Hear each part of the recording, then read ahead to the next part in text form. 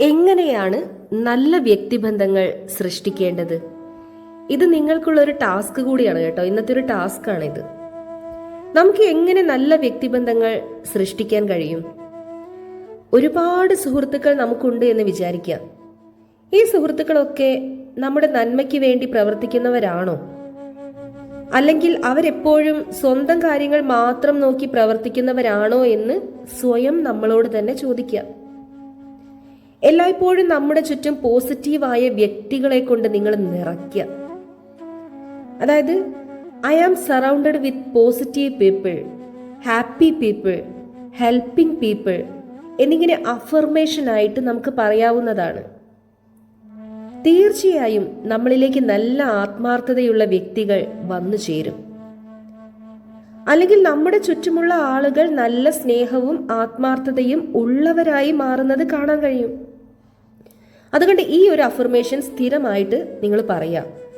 I am surrounded with caring people, loving people.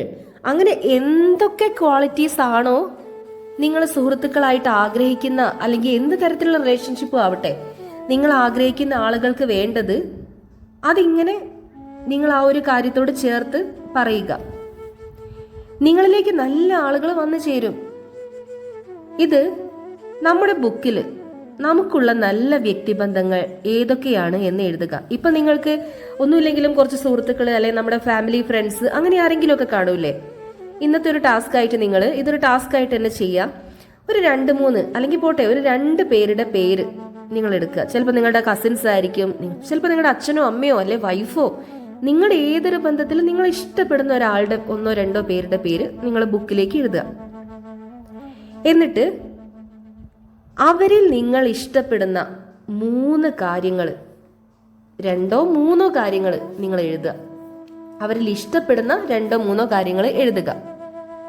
അതായത് എൻ്റെ cousin, അവൾ ഭയങ്കര കെയറിങ് ആണ്, അല്ലെങ്കിൽ എൻ്റെ ആ ഒരു സുഹൃത്തിന് എപ്പോഴും സന്തോഷത്തോടെ എന്നെ ഭയങ്കര ഹാപ്പിയാണ് എനിക്ക് അവരുടെ സംസാരം കേൾക്കുന്ന സമയത്ത്. അങ്ങനെ എന്താണ് നിങ്ങൾ അവരിൽ കാണുന്ന ആ ഒരു ക്വാളിറ്റി, അതെഴുതുക. എന്നിട്ട് അല്ലെങ്കിൽ ഞാൻ പറയാം, അതായത് എനിക്ക് അവൾ നല്ല ലവ്വിങ് ആണ്, അവൾ ഭയങ്കര ലവ്വിങ് ആണ്, കെയറിങ് ആണ്, അങ്ങനെ നല്ല കാര്യങ്ങൾ ഇങ്ങനെ ഓർത്തോർത്ത് എന്താണ് തോന്നുന്നത്. ഇനിയിപ്പോൾ 2-3 അല്ല 10 ഉണ്ടെങ്കിൽ നിങ്ങൾ എഴുതിക്കോ, കുഴപ്പമൊന്നുമില്ല. ഒരാൾക്ക് ഒരുപാട് നെഗറ്റീവ് കാര്യങ്ങൾ ഉണ്ടാവും, ഏതൊരു വ്യക്തിക്കും. ചിലപ്പോൾ ഒരാൾ എപ്പോഴും നോക്കുന്നത് ഒരു വ്യക്തിയുടെ നെഗറ്റീവ് ക്വാളിറ്റീസിലേക്കാണ്. നേരെ മറിച്ച് അവരുടെ നല്ല കാര്യങ്ങളെക്കുറിച്ച് ചിന്തിക്കുക, അതാണ് വേണ്ടത്. നമ്മൾ പലപ്പോഴും ഒരു സുഹൃത്തിനെ തിരഞ്ഞെടുത്താൽ, അപ്പോൾ ഫോർ എക്സാമ്പിൾ പറയുവാണെങ്കിൽ, നമ്മളിപ്പോൾ ഒരു പുതിയതായിട്ട് നമ്മുടെ ലൈഫിലേക്ക് ഒരു സുഹൃത്ത് കടന്നു വന്നു. അപ്പോൾ നമ്മളിങ്ങനെ പരിചയപ്പെട്ടുകൊണ്ട് കുറച്ച് നാൾ കഴിഞ്ഞ് പോകുമ്പം അവരുടെ കുറേ നെഗറ്റീവ് കാര്യങ്ങൾ നമ്മുടെ കണ്ണിലിങ്ങനെ ശ്രദ്ധയിൽ പെടാൻ തുടങ്ങും. ആ ഒരു സമയത്ത് നമ്മൾ അവരുടെ പോസിറ്റീവ് പോലും മറന്ന് പിന്നെ നമ്മളുടെ മൊത്തം കോൺസെൻട്രേഷൻ ആ നെഗറ്റീവിലേക്ക് മാത്രമായി പോകും. ചിലപ്പം 100%-ൽ 2% നെഗറ്റീവ് ഉണ്ടാവും, ബാക്കി 98% പോസിറ്റീവ് ആയിരിക്കും. പക്ഷെ നമ്മൾ ശ്രദ്ധിച്ചുകൊണ്ടിരിക്കുക ഈ നെഗറ്റീവാണ്. അത് സുഹൃത്തുക്കളുടെ കാര്യത്തിൽ മാത്രമല്ല, ഭാര്യ ഭർത്താക്കന്മാരുടെ ഇടയിൽ ഇങ്ങനെയാണ് സംഭവിക്കുന്നത്. അപ്പം നമ്മൾ എന്താ വേണ്ടത്? ഇങ്ങനെ 2 പേര് എഴുതിയ ശേഷം അവർക്ക് നിങ്ങൾക്ക് ഇഷ്ടപ്പെട്ട കുറച്ച് കാര്യങ്ങൾ അവരെ കുറിച്ച് എഴുതുക, പോസിറ്റീവായിട്ടുള്ള. ഇങ്ങനെ ചിന്തിക്കുന്നത് വഴി ആ വ്യക്തി എത്രത്തോളം മഹത്വമുള്ള വ്യക്തിയാണെന്ന് നമുക്ക് മനസ്സിലാക്കാൻ കഴിയും, അവരിൽ എന്തൊക്കെ ഗുണമുണ്ടെന്ന്. ഇപ്പൊ ചിലപ്പം ഒരു ഹസ്ബൻഡ് വൈഫ് ഡെയിലി അടിപിടിയാണ്, ചിലപ്പോൾ 2 പേരും അങ്ങോട്ടും ഇങ്ങോട്ടും പരസ്പരം എന്തെങ്കിലുമൊക്കെ പറയും. പക്ഷെ ഇപ്പൊ വൈഫാണെങ്കിൽ നിങ്ങൾ ഹസ്ബൻഡിന്റെ പേര് ഒന്ന് എഴുതി നോക്കുക. എൻ്റെ ചേട്ടന് ഇങ്ങനെയൊക്കെ ഗുണങ്ങളുണ്ട്, ചേട്ടൻ എന്നോട് ഭയങ്കര സ്നേഹമാണ്, ഞാൻ എന്ത് പറഞ്ഞാലും എനിക്ക് വാങ്ങിച്ചു തരും. അങ്ങനെയുള്ള കാര്യങ്ങൾ എഴുതുമ്പോൾ ഓർക്കുക, അയ്യോ ഇത്രയൊക്കെ ഗുണങ്ങൾ ഉണ്ടായിട്ടാണോ ഞാൻ അദ്ദേഹത്തെ ഇങ്ങനെ പറഞ്ഞുകൊണ്ടിരിക്കണേ. തിരിച്ച് ഭാര്യയുടെ കാര്യത്തിലും പറയാം, ഞാൻ എത്ര വഴക്ക് പറഞ്ഞാലും അവൾ എന്നോട് എത്ര സ്നേഹത്തോടെയാണ് പെരുമാറുന്നത്. അവൾ അറിയാണ്ട് ഞാൻ എന്തെല്ലാം തെറ്റുകൾ ചെയ്തു, എന്നിട്ടും അത് അവൾ അറിഞ്ഞിട്ടും എന്നോട് ക്ഷമിച്ചില്ലേ. ഇങ്ങനെ നിങ്ങൾക്കും എഴുതാം. അതായത് നിങ്ങൾ പരസ്പരം എന്താണോ വേണ്ടത് അത് നിങ്ങൾ എഴുതുക.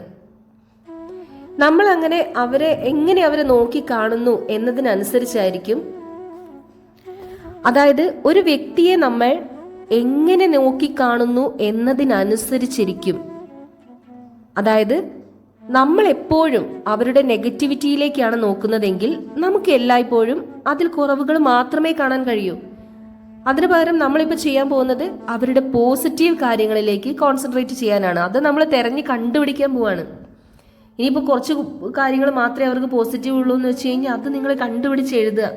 ഇങ്ങനെ എഴുതുന്ന സമയത്ത് സംഭവിക്കുന്നത് എന്താണെന്നറിയോ? പിന്നീട് നിങ്ങളിലേക്ക് ആകർഷിക്കപ്പെട്ട് വരുന്ന എല്ലാ ബന്ധങ്ങളും ഇതുപോലെയുള്ളതായിരിക്കും. കാരണം നിങ്ങളിപ്പോൾ ഒരാളിൽ നെഗറ്റീവ് തന്നെ കണ്ടുകൊണ്ടിരിക്കുമ്പോൾ ഈ പ്രപഞ്ചം നിങ്ങൾക്ക് അട്രാക്ട് ചെയ്ത് കൊണ്ടുവരുന്നതും അങ്ങനെയുള്ള നെഗറ്റീവ് റിലേഷൻഷിപ്പ് ആയിരിക്കും.